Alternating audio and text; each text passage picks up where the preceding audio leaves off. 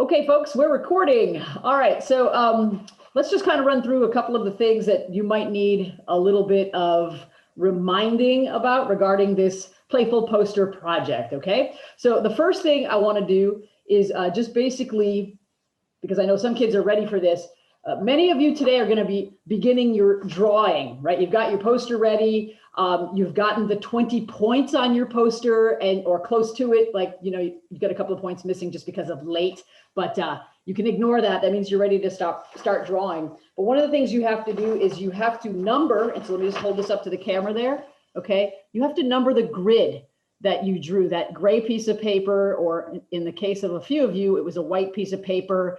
And in the case of a few more of you, it was two smaller white pieces of paper taped together, if I recall. But at any rate, you drew a 1 inch by 1 inch grid, okay, on this piece of paper. Directions are in Canvas. And of course, then you have to number this, okay, so that this will match up to our Photoshop version of our project, okay?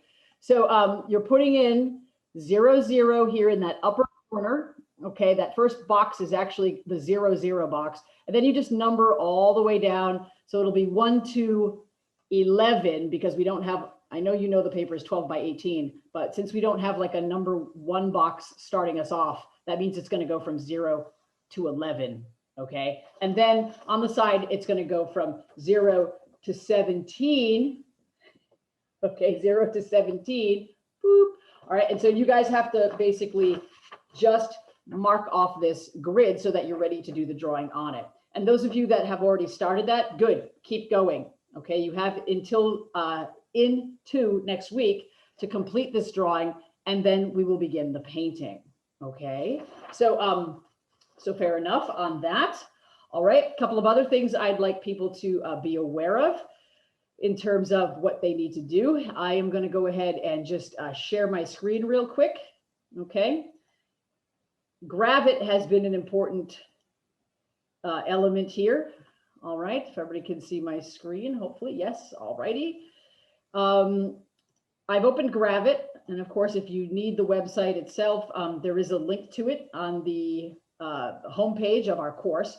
Okay, and we've set up these 12 by 18 inch pieces of paper, digital paper. We've hit create, and we've created some kind of cool poster designs. What I'm going to do to save time, obviously, today, because I'm just doing a kind of a quick record, I'm going to open a poster, okay, that I want to color in Photoshop that I've already crafted here in Gravit. I'm going to pick this baseball one over here. I haven't done this baseball one yet. Let me open this up. Okay. I actually colored most of this orange and blue already, orange-ish, blue-ish here, but make this fit the screen. There we go. Let's pretend that the paint I was given by Heritage High School were different colors, and I don't actually have blue and orange. I have purple and yellow, or red and green or something. I'm going to show you how to export this and upload it into Photoshop, and then how to color this stuff in Photoshop. Okay, so here's the poster itself. Okay, how you make this poster is basically you go to your libraries here where you have icons. Okay, if you click this little icon button here, once you have your 12 by 18 piece of digital paper, you can just search for whatever icons you need. So I've searched baseball player, baseball stuff. There are all the little icons here. And then I just kind of clicked and dragged things out.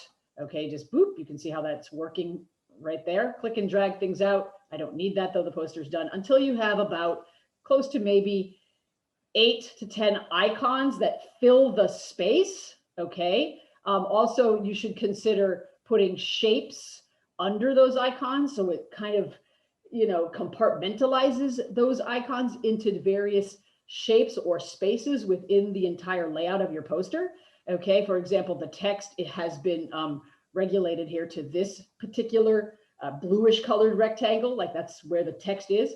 Okay, and of course your project does need some text. So I typed in America's favorite pastime. I certainly wouldn't want to paint more than what you see here in terms of words. There are a few students here and there have typed a lot of words, and I'm like, oh, you don't want to paint that many words, take some out. But here, this works. I mean, I could have made it easier on myself and just said baseball, but we're good to go. Okay. So once I'm happy with the balance of my poster, you submit this, right? Okay. To Miss LaPrade so she can check it for you and give you some feedback and make sure this is perfect. But once this is good, then the next step, of course, is just to go to File, okay, and then to export the image as a JPEG, which will go to your downloads. Okay, it will go to your downloads. If you go File, let me just go back there for a second. Again, it's File to export and then to JPEG. Okay, and just boop, export that to your downloads. And then you don't really need Gravit anymore. What you need now is Photoshop. Okay, so you're going to open up Photoshop. And just a quick note on Photoshop.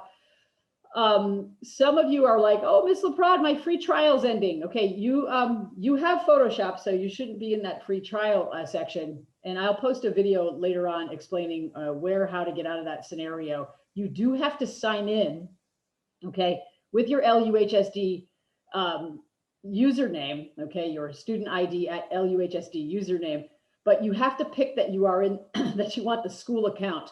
And what happened is a lot of people picked personal account, and then because they were in their personal account, they're getting that free trial message. So you have to basically log out, log back in with your school ID, and then of course, pick the correct thing. And then you should have no trouble accessing Photoshop. Okay, so here we have the Photoshop open. Now all I have to do is click open, okay, and navigate to my downloads. Okay, so let me just, downloads are over here on the Mac. Okay, navigate to my downloads. A little bit slow, come on, kick in, there we go. And that download was actually called baseball. Okay, so let me just see if I can find it. By typing baseball, yep, here he is, baseball JPEG, and now I will just click open. And there he is, okay? And so now I can mess around with this in Photoshop. So the first thing that I want to do, okay, is make sure that, yes, this is a 12 by 18 image, that I didn't make a mistake and grab it. There's a couple of ways to do that. One way is I can go up to image, and then I can drop down to image size, and I can simply check the size by clicking image size. Look at that. It's 12 by 18 with a resolution of 72. So great, fine, no worries. Let me click OK. If your rulers are not on, okay, right here, you can go to View, and you can turn your rulers on right there, or you can just hit Command R if you're on a Mac, or Control R if you're on a PC, and that will turn your rulers on also. A couple of other things that have happened to students. Oops, let me just ditch him for a minute there. Okay, they turn their ruler on and they go, oh no, Ms. LaPrade, this isn't in inches. If that happens to you, just put your mouse, okay, on top of the ruler. And notice, by the way, I'm on the first tool in the toolbox while I'm doing this. It works well with the rulers. This is called the Move tool, but if you have this selected, you'll have no trouble. You just simply put your mouse on top of the ruler, right click, and you can change this from, let's say, a pixel, something scary looking like that, a pixel ruler to an inch ruler, and you are good to go, okay? Now, that's going to come in handy later. You need the rulers so you can create the grid. Next step, let's say I go, oh, I thought my paints were orange and blue, but they're not. They're yellow and purple, okay? So one quick fix to this, to changing this radically, is to just click Command U or Control U on your keyboard, and it will pop up this hue saturation window. Another way to get to it is to click Image and then Adjustments and then Hue Saturation. So now you see why Command U is quicker. Okay, but at any rate, I can now just kind of grab this little lever and kind of do this, right? And just, woo, that's fun. And then what I do is I try to get this as close to maybe purple and yellow. That's pretty close. It's pretty yellow. Still not as purpley as I'd like it. Let's see. Oh, now the yellow's turning green and I'm getting a better purple. So let me back up a little bit and I'll show you how to make some changes. I'll leave the yellow yellow, and then I'll make the purple more purpley. Okay, so that's step one.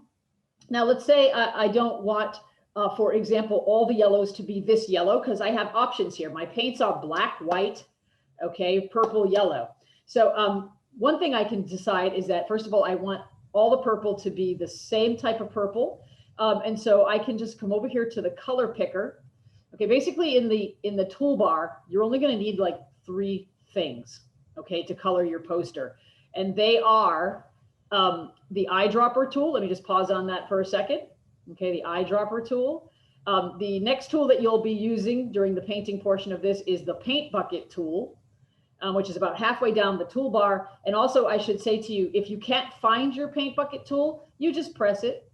Okay, hold the mouse over or hover the mouse over the gradient tool will be there initially. So you would hover your mouse over the gradient tool and you would push down on your mouse, okay, to activate this little sub menu, and then just change it to paint bucket. Okay, and then last but not least, of course, the color picker tool, which is just this little area down here with the 2 little squares of color. You want the one on top. When I double click the color in the color picker area right here, it brings up the thing called color picker foreground color, okay? And you can see it's set to yellow, but I can make this set to any other color I want. And so I can come to my little rainbow strip over here and find some purples. And let's say I find a purple that matches the paint. I look at my paint and I go, yeah, that's the color. Okay, and so I'm like, it's actually this purple, or it's this purple, or it's this purple. It's pretty dark, I think, the purple that they gave you. And then I can say, okay, and you'll notice the color picker changes, okay, in the bottom corner there, okay? And so now I can just grab my paint bucket and I can just paint with that purple wherever I want. Okay, so I can basically change all this, you know, sort of darker purple color just by clicking. It's really fast. It doesn't take that long to do your Photoshop stuff. Okay, boop, boop. Maybe his hat, I'm gonna make that match. And then I could do this and make everything basically pretty close to that same purple color, okay? Or I could change my mind. By the way, Command Z, as in zigzag, okay, is undo. And if you just keep clicking Command Z, it will undo whatever it is that you want to undo. Okay, I think up to like 20 times is the default in Photoshop. I'm actually going to leave the purple lighter here because I actually think that favorite pastime stands out better with this darker purple, okay, which is, you know, slightly different. I can just kind of click these letters real quick. I'm going to leave the yellow like that, though. I like that little sort of drop shadow that's there. That's in yellow. I think it looks kind of nice. That I did in Gravit. Okay.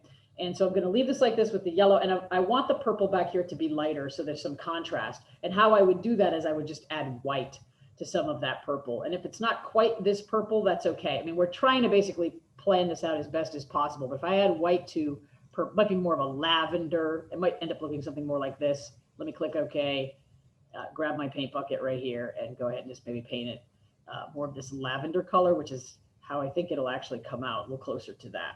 Okay. So now let's say this little, I got this tiny little baseball down here. You guys see it? Let me just zoom in a little bit. Here's my navigator tool, which I'm going to use for gridding in a minute. Now, my baseball is orange and blue. So I could go ahead now and decide to make this yellow, but I want the orange to be yellow, and I want the exact same yellow that's over here. So here's where that eyedropper tool comes in. Okay, the eyedropper tool, you can select that, and you can come in and just kind of suck up that exact yellow pixel that you want, and then go back to your paint bucket and just paint that section. Okay, and then of course, oh, I want this purple again, so let me just go to the eyedropper tool and suck up that purple. Okay, and grab my paint bucket and just boop, color that in. Okay, and then maybe I would make the stitching black rather than and make the middle purple. Change my mind there. Here's a quick way to get back to black. If you just click these super tiny little squares over here, it sets it to default of black and white. And now I can just see if this will work. It's a little pixelated over here, so it's going to get a little messy, but you'll get the idea. This is just so I can do it kind of quickly. I could pick a paintbrush and paint every pixel in by hand rather than a paint bucket, but that seems like it's doing too much. So I'm just going to do that. when I zoom back out, yeah, there we go. This is my plan for what I'm going to paint, right? The guy is already black with the outline here, so that's great. He can stay that way. And I have white, and I definitely want a balance of white. You know, this is kind of a nice poster in the way the colors are balanced already. The only thing I might want to change is I might somewhere want to have a lighter yellow. So I'm going to color pick this yellow, and then I'm going to double click on the color picker, and I'm just going to kind of scoot this over to maybe a more, I don't know, lemony yellow kind of color. I still feel like this is sort of dark. Let me go back into, let me move this a little bit here. Yeah, maybe something like that. Okay. And I can decide maybe I'm going to paint, you know, the guy just a slightly lighter version of yellow. So he stands out, and maybe a little bit more. I want him to be lemony. The man is lemony. There we go. Okay. And then I can have a real light yellow there to differentiate him from some of the other stuff on the page. I think this looks great. I'm happy with it. Now what? Okay. Well, first of all, if I want Miss LaPrade to check my coloring, okay, I could just go ahead and basically export this as well. Let me go File, and then let me go to Export. Okay, and then you want to go to Export As, because I don't want a PNG, you want a JPEG. So just go to Export As, and this gives you all the options, this next window here that's going to pop up. Okay, you'll notice that anytime you want to download something or export something or save something or whatever, it is in your File menu. Okay, that's where it is in every program that exists on the planet, right? In case that hasn't popped in your head yet. So the format is JPEG, right? If I wanted a different format, here's where I could change it. Okay, but I want JPEG, so now great. I want everything exactly the same. I just click export, and this goes down. This will go to my downloads, okay? Or somewhere else that I designate. Desktop is what's set. I can put it downloads. I guess I'll just leave it on my desktop. It's fine. And let me hit save. If it doesn't give you that option, it'll go directly to your downloads, as is standard practice. Okay, so now it's on my desktop, and now I can upload to Canvas, and Miss LaPrade will say, good job. I like the way you have like lights and darks of the same color. Okay, purple's lights and purple's darks, and you've got some light yellows and dark yellows, and you've used black and white, and it's well balanced, and good job. Okay, but now going back to the beginning, you've got to draw it on this big gray paper. Okay, this big gray paper right here. Okay, and so now the next thing is like, well, wait a minute, I have a grid on the big gray paper, but I don't have a grid here. No worries. Go back and select the Move tool, okay, at the top of the toolbar, and then just grab your rulers, I mean some guides rather, from the rulers. So you have to put your mouse on top of the ruler. And by the way, kids do this sometimes too. They put the mouse like this, okay? If the mouse is just touching the ruler, like the little tip of that arrow is just touching the ruler, this isn't going to work. You have to put the mouse on the ruler, okay, like that, on it. And then you just click and drag, okay? And you can drag your guides into place, okay? Oh, and notice this is a terrible choice for my guides. My guides are yellow. How terrible, because my poster is yellow. No worries, okay? You can basically just put your mouse on the guide, and you'll see it turn into this little double arrow kind of icon. And when you see that little double arrow kind of icon, you just double click, boop, boop, and it gets you, ooh, a preference panel. And what happens is here is this very first thing here that you can set for the canvas for the guides. It says guides on the canvas, right? Customize it. All right, right here, I want to basically make the color something different. I don't have any red. There's no red, okay, in my poster at all. So red might be a good color here for my guide. Let me click okay, okay. Ooh, see, that stands out really quite well. And now I can just continue to drag these guides to the 1-inch mark. On occasion, a few kids have gotten a ruler also that goes 0 to 2 inches. I mean, you can go ahead and try clicking Command 0 to rectify that situation. But if it doesn't rectify, just put an extra guide between the 0 and the 2, because that's where the 1 is, right? And of course, you're going to pull some of these from the sides as well until you finally have a full grid. And you will take a screenshot of this, because you do have to, once you have it all set up, you will have to hand in a screenshot of your gridded version of the Photoshop project as well later on down the line. Okay, so just keep that in mind. You are going to want to save this. Okay, file. I'll do it now, by the way, just so I don't lose it, right? And save. Okay, and then okay.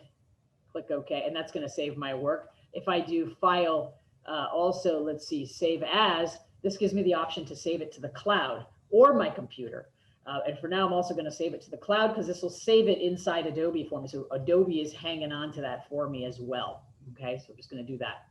Now, I won't finish putting all of the grid. I do want to show you the next step, so to speak, is of course drawing. And what I like to use is this little navigator tool. Some of you might have a printer, and so what you'll be able to do is you will be able to actually take that screenshot, okay? On a Mac, it's Command-Shift-4, okay? And I'm just gonna click and drag, right? And then boom, that gives you my screenshot. But for those of you that, you know, have a different computer, and we did some screenshotting earlier in the year, if you forgot how to do it, just Google it for your type of computer. Those instructions are relatively easy to get from the Google, okay?